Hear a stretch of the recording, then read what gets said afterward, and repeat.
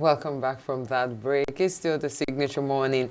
Yes, happy birthday to all the birthday celebrants today. Apart from the ones we've listed, you also that is your birthday today. Happy birthday, the 17th of July, a day that is memorable to you, I believe.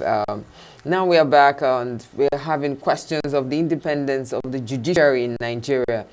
We have no other person to do this with us than Kachi Uju, Ononuju. Yes, Dr. Chi, you're welcome. You very much for having me. Good It's morning. always good to be with your audience. Good morning, sir. So we have this question. How would you describe the current state of judiciary in Nigeria? How would you describe it I before would we move say forward? it is passing through a phase. I would say the judiciary is at a place it has historically never been at.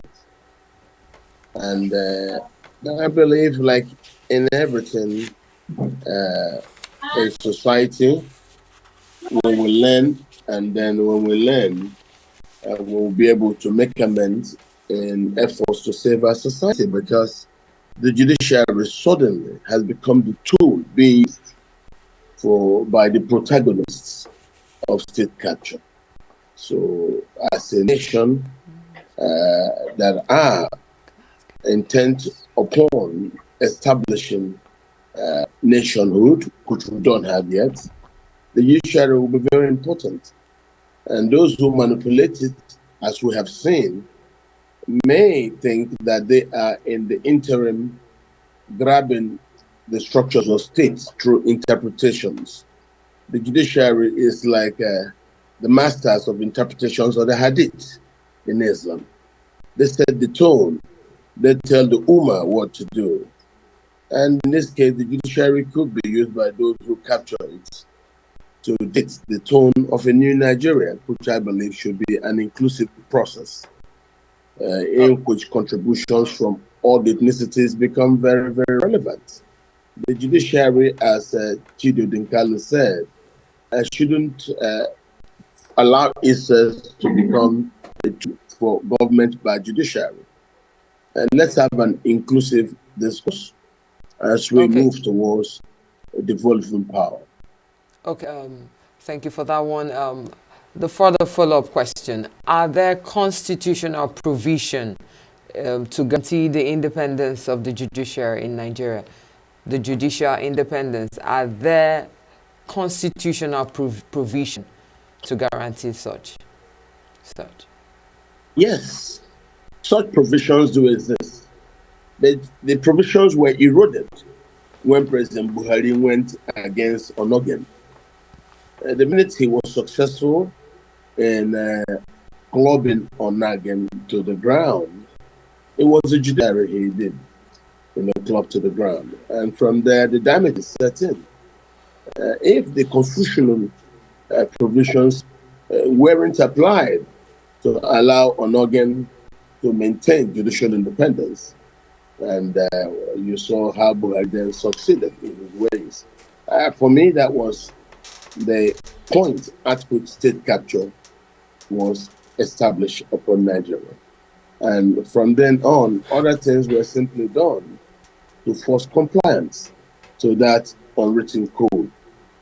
And they should understand the Supreme Court is not a court of justice. It is a court that aligns itself with institutional understandings and institutional uh, agenda and institutional interpretations of the way society should move. The Supreme Court does not educate on issues of justice. No, it sets part towards the understandings of the institution of states. And so it's easy if it is captured, things could happen in a way that changes the institutional directions of state policy. And that's why I believe this particular discussion is very important. We are at a very historic place in our country's history. We know neocolonialism being participated in by Europeans and helped across the Sahel, across West Africa, by Fulani people who cooperate with those neocolonial masters that have been damaged. And I will tell you, the only place they have strength is in Nigeria and Cote d'Ivoire. In the other areas of West Africa, the war in Mali that was started with the Dogons later led to a military that came in that was working with the Dogons, and they were sacked.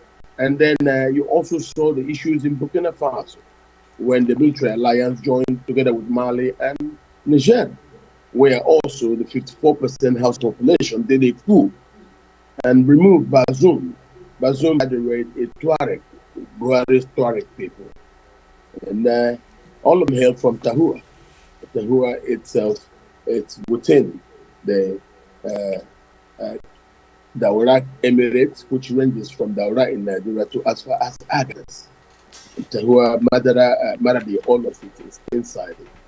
So going from there, you will see the recent crisis in Senegal, which actually is the home of Futaturu. And after Macky Sall fell, he went to France. And so for us in Nigeria, we're more careful. Now that the crisis is finally here, let us deal with it in unity with all the indigenous people coming together. I think the Igbo and the Yoruba can actually, if they work together, the hegemony will be ended. And if you can also see the onslaught by politicians on the hegemony standards in both Ilorin, in Kanu, and also in Sokoto by the removal of the powers of the hegemony symbols, I think we can defeat the hegemony and set Nigeria free and allow West Africa and the rest of the Sahel to really move forward. Nigeria is holding back and undermining progress at a very historical time. So if those protagonists of state capture now use the judiciary as their strategy to undermine our inclusion in this historically happening wave of events across West Africa, I don't think that will work. So it's good we're having this discussion. The judiciary has become the weakling in the democratic protection society should get from institutions of state. And this weakling has come because of the incident of state capture, and that I believe we should do all that we can to actually take back the state from those protagonists of state capture who intend to use the judiciary to do what they want. Okay, Doctor, you've explained a little bit of the current situation of the judiciary in our country. Can you please give us some clear or literal examples of how our judiciary currently is in this country? The problem, the reasons why Nigeria's democracy is currently a one-party state affair is because of the weakness of the judiciary. And you saw that in the issues rising to the 2023 presidential election declarations, where for the first time in our history, President Tinubu became president without having the majority votes. And that was, for me, as a consequence of Buhari and his power, who all happened to be Fulani. And so once they, overthrew Justice Onogen, and then they now believe they could do anything. And then they came on, and as the election was being taken on, they stopped the collection of figures, just like Babangida did with June 12th. And what did they do? They now announced new results at night when Nigerians were still asleep. And then they coaxed the judiciary to toe their line and when they told us to go to court. Now, President Tinubu has that image, and we accept him because things you cannot beat, you'll find a way to live with until you can make alternative arrangements. So we now have seen the judiciary being used to bring in President Tinubu with a number that was so low. And nobody talked about or clarified the issues surrounding arguments about a glitch. A glitch. What glitch? So if you say there was a glitch and the judiciary buys it and they gave their acrobatics, we accept it. But it does not mean society's fiber of seeking a new place, a new Nigeria, has stopped. No, no. I foresee a lot of the APC governors becoming obedient. As Governor Zodema said, obedient are those who seek a new Nigeria. It doesn't necessarily mean a political party, and I agree with that. So the country will ultimately become obedient, because if you see, the people who committed the capture were those around President Buhari. But the people who are reacting to the way things are Nigerians from all walks of life. And I can tell you, if the way it is now against President Tinubu, he is able to really become a politician. I see the East and the West, Southwest come together, plus the Middle Belt, to actually install a new standard in Nigeria. I foresee a new country. I have no doubt. I think what the judiciary is doing, it's tantamount to the weaknesses that came from the toppling of Justice Onoghen. So going forward, I tell you, the judiciary, I agree, is now the weakest link amongst institutions intended to secure and protect our democracy. Thank you very much, sir. But I would like to give a follow-up question to this. Can you just give us or tell us the importance of the society like Nigeria, why the judiciary independence is very, very crucial in our country? Well, it's a tripartite arrangement where you have an executive branch against a legislative branch. And the middleman in this game is supposed to be the judiciary. That's why it is built into the structures of the three tiers of state. So if now the politicians have true maneuvers for President Buhari, which I believe is treasonable, have now undermined the state by undermining that important neutral band of the trade board. I think that's a bad thing. But I think the resilience of the indigenous people of the country to actually come together and work together to rescue their country, it's for me, nobody can stop that, because it's the nature abhors vacuum. If you look into the APC, you see residues of opposition. Nature abhors vacuum, and so from the APC, you will now see opposition to itself. Yesterday, a friend of mine was saying, no, don't mind that, don't mind. I told him, I said, you are just rehearsing the old country to me. I'm telling you, that's a new country. Nobody knew that in 8 months, the obedient movement will stun the country the way it did, forcing these reactions that we saw that brought about President Tinubu. So I believe we are just on to morning on a very long, Salvation Day. I see bright sunlight. I think this is a good time for the country. I think Nigeria should not relent. Our resilience should now show. And I'm happy that where we're going to get to should be a country inclusive of the aspirations of all. Nepotism should not have a say. Tinubu's sustenance of Buhari's weaponization of nepotism is wrong, because the nepotism engineered by Buhari was engineered out of a strategy for revenge. And you know, like Nelson Mandela says, leaders who seek revenge end up destroying nations. And I agree. Buhari's revenge against the Igbo, whatever it was, destroyed our country, because it forced him to now embrace nepotism as a weapon against the Igbo, and that in turn provided all the logistics and the oxygen Nnamdi Kanu needed for his actions of reacting to separatism. I believe now that the Yorubas and other parts of the country seem to feel the evil of Buhari's work, people will now stand up to seek a better country, as they call it, a renewed shielding.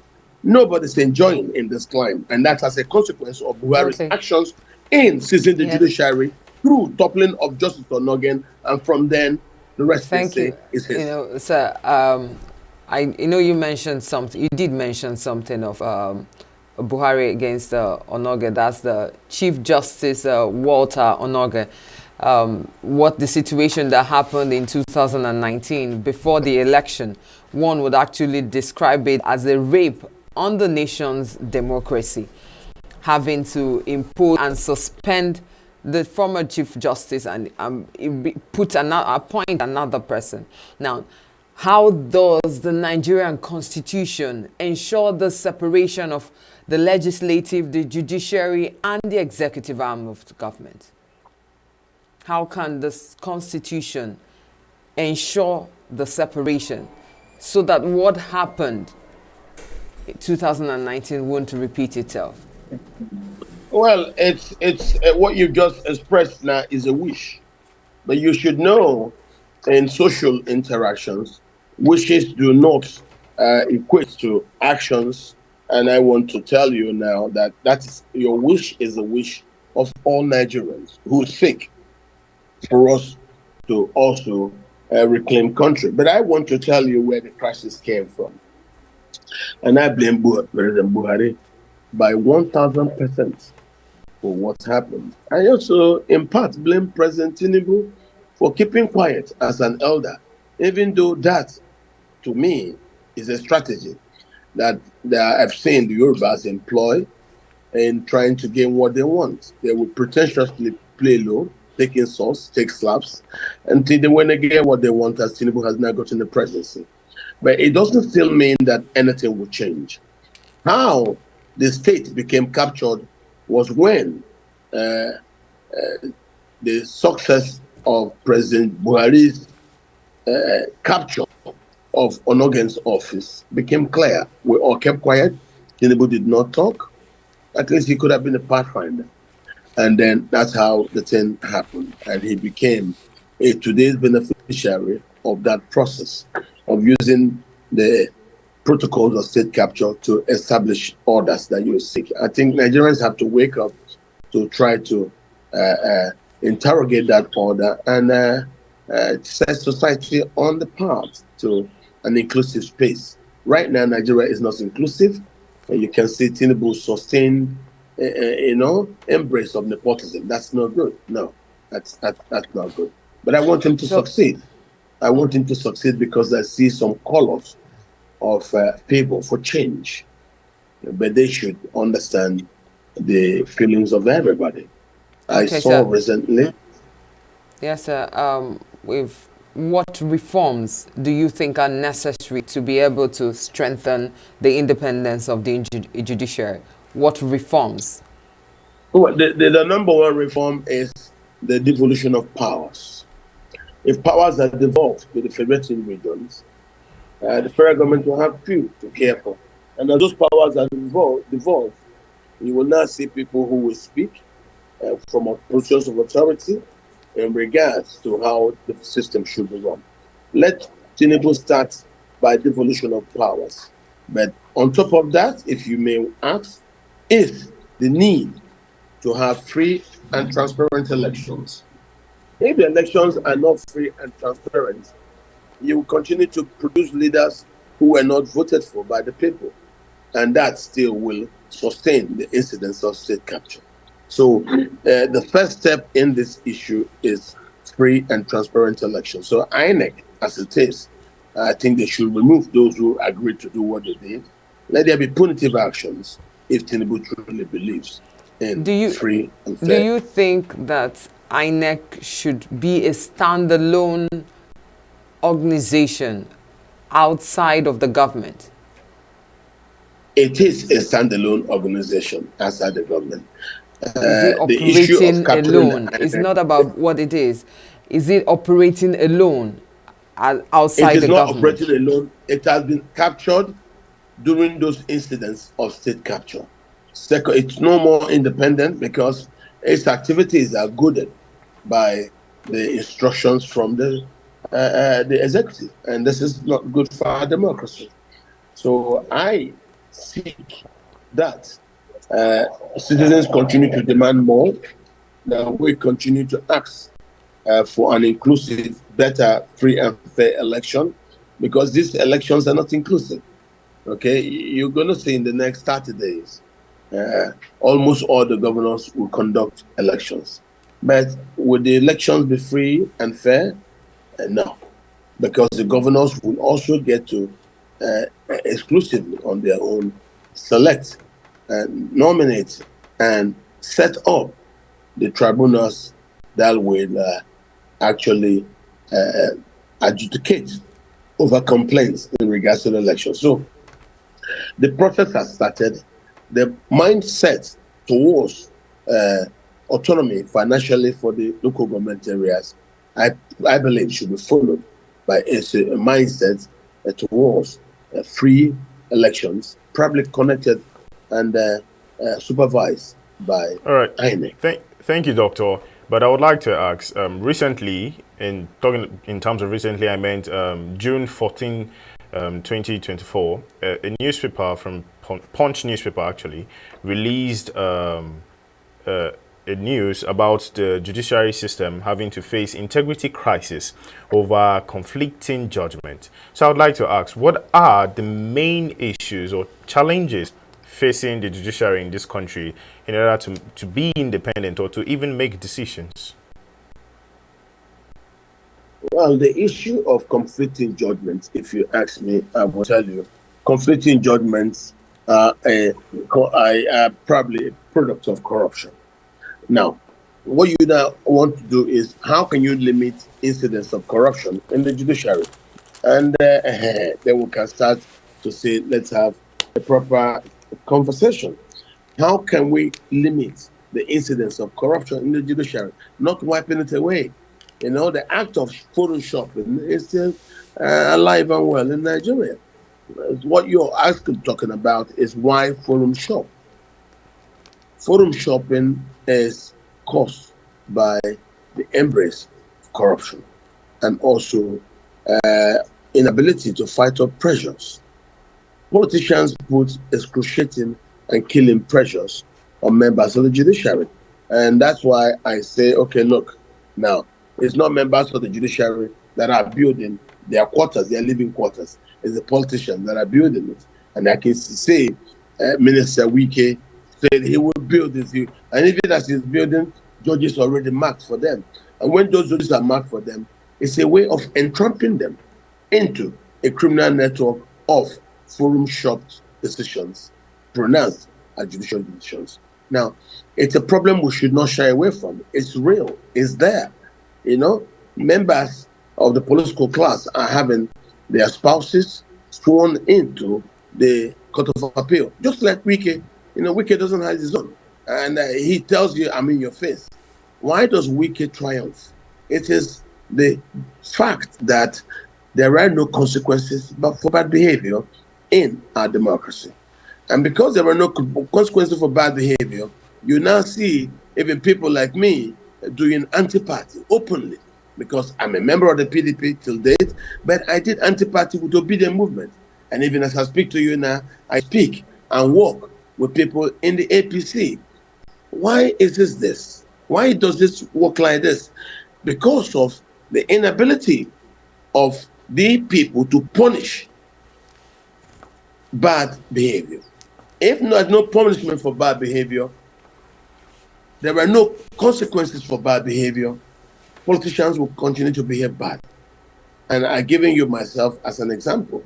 And when somebody tell me, why are you doing this? I say, well, if the party had not punished bigger leaders of the party like the governors who alongside with me did anti-party, and maybe the party should set up reasons to find out why such anti-party activity occurred. It was because the party refused to allow justice, equity, and inclusion to be part of its way. It allowed itself to be compromised by the giving of money. You see, when the party was given 100 million, by Atiku and others, the party was already compromised, and then it set up what they called a zoning committee. No, you don't do that. Nobody will take decisions to undermine 100 million because you already started spending it. This is the way the country society is bad. I'm telling you of a party not in power, just to tell you how pervasive this crisis is across the spectrum in the Nigerian society. So to ask a follow-up question, sorry to cut you in, but to ask a follow-up question, speaking of Wike and his wife being appointed as part of the judges of the Court of Appeal, how can the process of appointment of judges be improved? It's not an issue of being improved. When Buhari captured Unending, there were bound to be other consequences that came with this. We're not seeing this. They just say, look, if Buhari can do it, Mr. Fago do it. And that's it. But before, people were very, very protective of this kind of information. Today, we relate in the open. That's the same thing. So you're asking how can we mitigate against future occurrences? I don't want to say I'm an expert. The body of benchers have made recommendations in the past. The issue is, were these recommendations be followed through? No, because you had incidents of weak leaders like Buhari. Buhari is weak. He undermined the system. That's weakness. If he was strong, Okay. the system would be good and well. And this is where we have. So once you elect weak leaders, and that's why I tell you the problem is from INEC. When you do not have free and fair election, you will have people that are abominable in place in positions of power. And like the Bible said, when the bad come to rule, the people suffer. And Nigeria did. So Okay. you don't have to also blame the politician. Blame the Nigerians for sitting down and in a docile way accepting these Yes, sir. things to occur. So when Thank you on that. I want to ask because I remember a while ago, sometimes ago, you said something about injustice in any part of Nigeria is threat to justice all over Nigeria. If I'm correct, yes, you actually said that some time ago. Now, what role should judicial bodies and associations play in safeguarding the independence of judiciary and Nigeria at large? it takes on members of the judiciary, which I do not believe is not ongoing, but it is ongoing in very small circles. I am not without knowledge of what's going on across society. What I would simply tell people is despair is not an option, but I can assure you things are going on. We woke up late to this issue. A country where currently foreigners occupy farmlands, and due to that, we have food security issues. Instead of the government to mobilize the army to actually go take care of that, no, they are trying to embark on frivolous implications that could damage our agriculture. It could damage the agricultural sector of Nigeria life if we allow this importation to undermine the ability to go to farm by even those who can. Because what we're suffering is a food availability deficit, and it is due to security deficits because the previous administration got security chains compromised and they looked away and stayed hands, while foreigners who do not speak any Nigerian language, they speak Bambara and French. Okay. They decimated the farming countryside. So as you ask, I would say, until we start standing up to do the right thing, our society is imperial towards doom. Okay, so you also said something about that the Boko Haram problem is not a new problem. It's just an old problem given a new name. How have injustice or this muddled judiciary system in Nigeria, how has it affected our security system? How has it contributed to insecurity in Nigeria? You're only noticing right now what the judicial system in the rest of northern Nigeria is. It's just beginning now to bring its head up to the general stage. This is what it is. And it's that kind of judicial system in the north that has forced people to resort to violence. I say that because I know in the north, frustration gives way to despair, and despair gives way to violence in retaliation against perceived wrongs. I do not believe those things occurred simply because the people were angry. It also had to do with the failure of state to secure its space, as you can see in regards to our current food insecurity issues. It is the inability of the security services to do their job. I blame General Buratai squarely for the crisis we have today in Nigeria. They gave him money to run the army.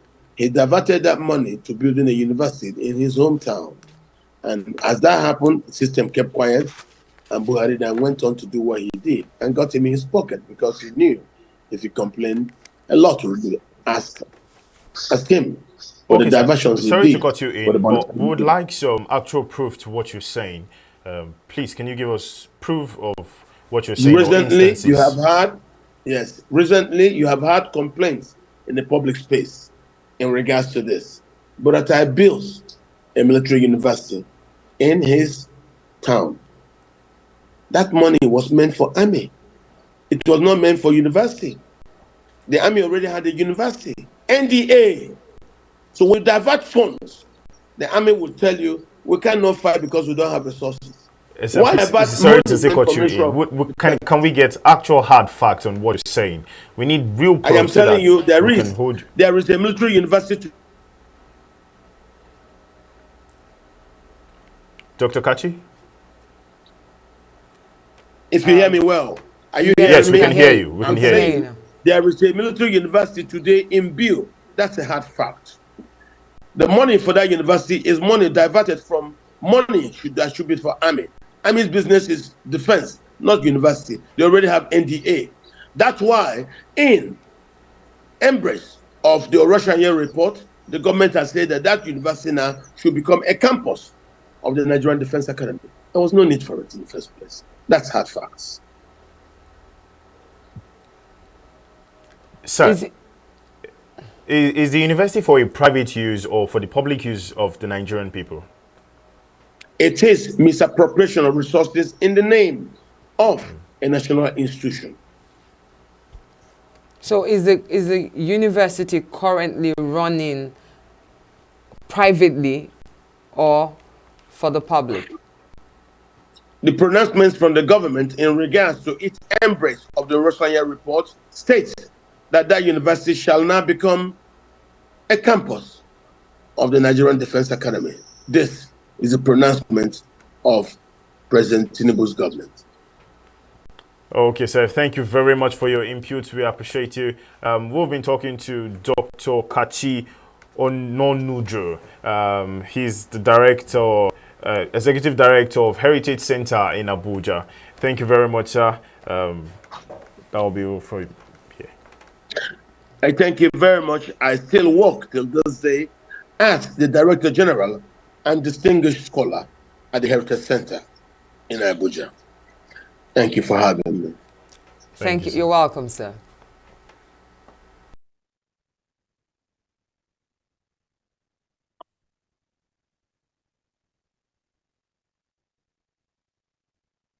Updates. So it's time for Internet Watch. Do stay tuned.